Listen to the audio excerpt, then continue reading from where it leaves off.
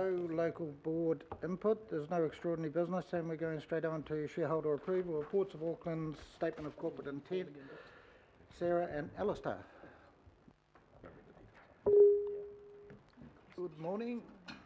Good morning, thank you, Chair. Right, Sarah, leading off.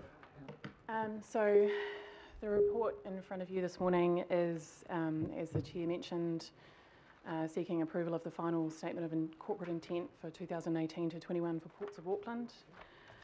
You'll remember in August that Ella came to you with recommended shareholder feedback, which was agreed by the committee at that time. So this report summarises how the ports have addressed that feedback.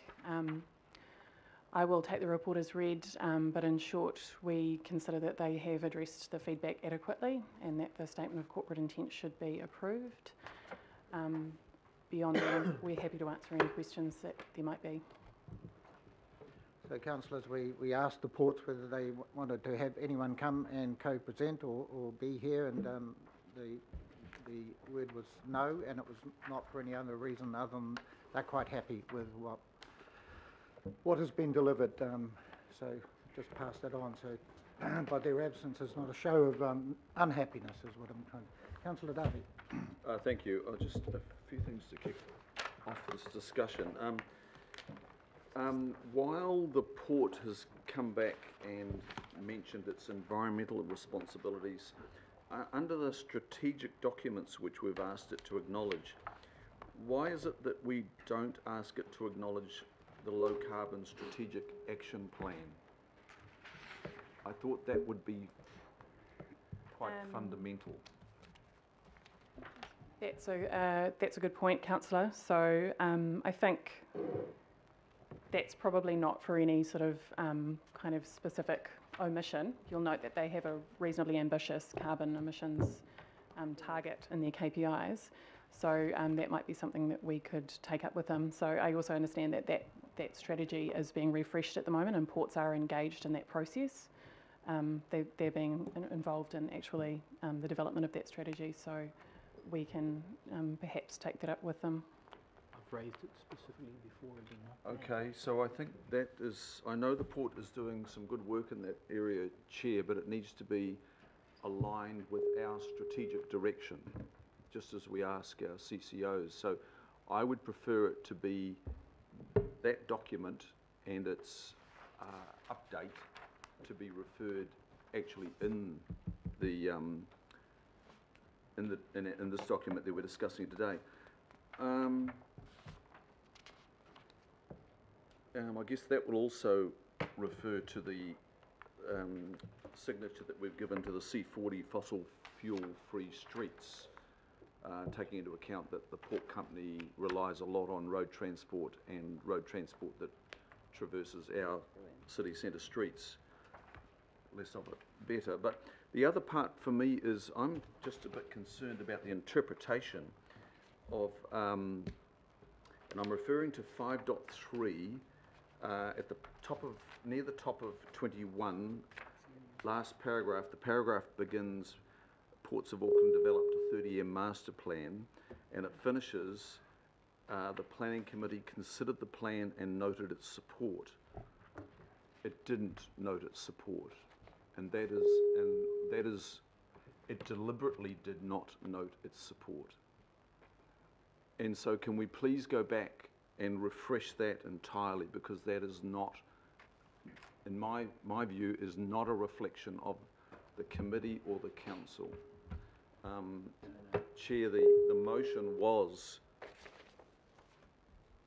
that we note the general direction of the Ports of Auckland draft 30-year master plan, that it aligns with the city centre master plan, waterfront plan, Central Wharves strategy, and is consistent with the recommendations of the port's future study. The way why it was written that way is we were not at all comfortable supporting that plan, because it was still being worked up at that stage. So I think that's really important. Thank you, Councillor. Yes, there's obviously a need for a bit more precision in that wording, so we'll definitely go back to them on that one. And just one other point, and it's something I didn't pick up before. Under 5.2, we're asking the port's saying that we'll act environmentally and it'll be environmentally and socially responsible.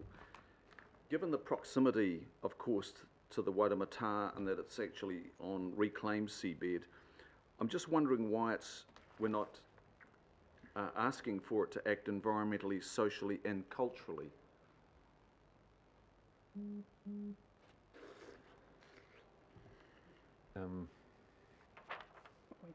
Yeah, we can take that back to them. we can take that back to them. Do we just take it back? Because what's our direction here today? Our direction is to approve the statement of intent. Yeah, look, I think we've just got to remember the context and where we are. I feel like the consummate bureaucrat always talking about process, that the shareholder comments were given a couple of months ago, and perhaps that would have been the time to get a bit more specific about some of these matters. Yes, the recommendation is today to approve this, but I think given the spirit of goodwill with which port staff have been working with us on this, we can go back and discuss this further. I think it's also important to note that ports have undertaken that they're going to develop a Maori responsiveness plan, which could well cover off some of the issues that you're raising here, but we can take that back and have a further discussion with ports if you like. Okay, and just one other point. Where the port identifies an activity which is not port related, e.g. The development of a hotel complex, it's not related to the port activity, whereabouts in here do we signal to them that land which is not core to their activity, that they should have a discussion with the parent or the owner about transferring that asset? I guess I'm thinking about their potential hotel development and land that is not core to their activity of running a port at the eastern end in the Mechanics Bay area, which is only being retained because of egress reasons. I'd suggest that would be a further discussion about their port's master plan. It's their master plan which determines what use they want to put that land to. And if you want to have a discussion about that, I'd suggest that master plan gets brought back to your planning committee for further discussion. Okay, thanks, Chair. And I think Councillor Darby, obviously, the discussion going forward about whether we split the land from the company could have an impact on that, because the land was actually back in council's ownership as compared to the operation. So that's a matter going forward, of course. Alistair, sorry, with these points, does that mean you want to delay this to go back to If the committee feels that these are important enough points, we can delay a final approval of this until next month's committee. Is that what you want to do? And do you think, and because Councillor Darby's made some good points, but do you think they're strong enough for us to delay and change this time round, or merely wait the next iteration of this? I think some of the points about the environmental strategic planning that council has done, I think one of the key points that we made to port staff was that in fact they're doing a lot of very good work, which wasn't highlighted at all in their statement of intent. We encourage them actually to sing their own praises a wee bit more. Whether that aligns with those strategic documents or not, we don't know at this stage. We haven't done that form of analysis. But from our engagement with them, they are doing a lot in the environmental space. So what do I think? I think that I don't think you should be unduly concerned that they're not doing anything. If you want the specific clarity that they're aligning with those documents, council documents, we can either do that now, or we can just continue that discussion and make sure that the next statement of corporate intent aligns with it. It's really up to you and how significant you feel it is as a committee. So councillor Darby, you're actually the only one who's raising some points, and they're good points. Are you happy that we approve this today and your points have been noted for the next iteration and the discussion will continue with the port?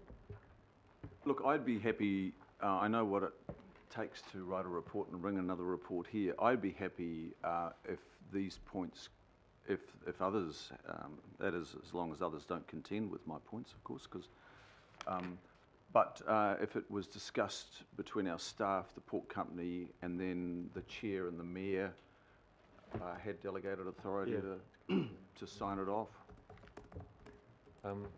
Sorry, Chair, and one other thing I should mention is that the ports will actually be coming to Finance and Performance next month, just to have a bit of a discussion about their performance in general, and these could be issues that are discussed directly with them at that time, if that would give more comfort. But do you want to just, what's been offered there is just add a B there regards delegation, some changes, and then you delegate it to the mayor and myself. Do you want to just come up with something, or is someone... Sounds eminently sensible, just delegate final approval of the statement of corporate intent to Mayor and Chair of the Finance and Performance Committee. Changes to the statement of corporate intent. Sorry. I'll move that, Mr. Chairman. Probably means we need to get rid of aid.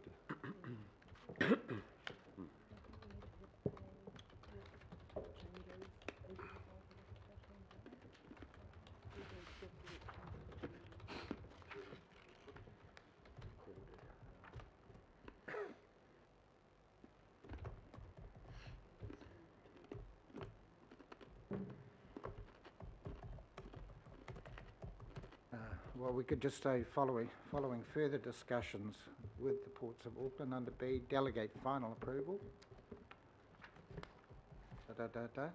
Alistair?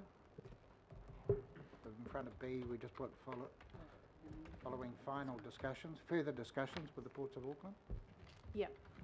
Okay, following further discussions with the Ports of Auckland.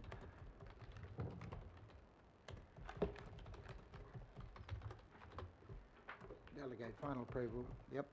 Happy with that, Chris? Councillor Darby? Yes, thank you. Right, we have a moved by Councillor Simpson, seconded by Councillor Darby, and we have Councillor Bartley. Oh, thank you, Mr. Chair, and through you. Since we're talking about Ports of Auckland, I'm just wondering, is there any point to go ahead and approve a statement of intent when this is for like 30 years, but it's likely that it could move given that waterfront consortium proposal? So I'm just wondering, when do we talk about it?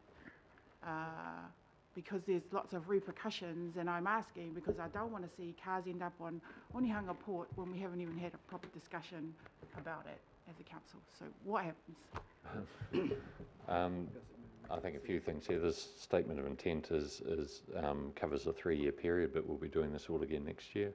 The master plan covers the 30-year plan, but any proposal to move anything, I think, given the number of parties which would need to be involved, not least of all central government, that any proposal to move any activities from the ports will be signalled long and loud. I don't think there is an active proposal at the moment, so I can't tell you when that discussion will be because there isn't a discussion at the moment. Are we going to have that discussion? Yep. It's probably worth noting that since the 1st of October, the council actually owns the Ports of Auckland, so no decision is going to be made unilaterally by the port because they can't anymore. We are now the owners, so that's a big advantage.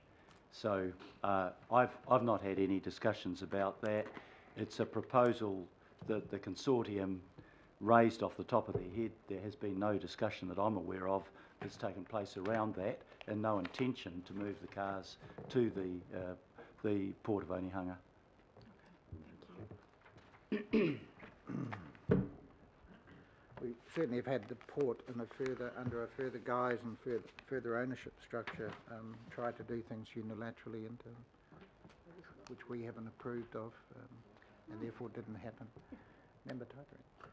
Kia ora, Mr. Chairman. Kia ora. Tēnā kōrero. Just want to acknowledge about the commitment to the Māori responsiveness plan, so that's good. Do you know that whether the ports will contribute to the council's commitments to the Treaty of Waitangi and show in terms of, I guess, engaging with more than just two like it did on the master plan?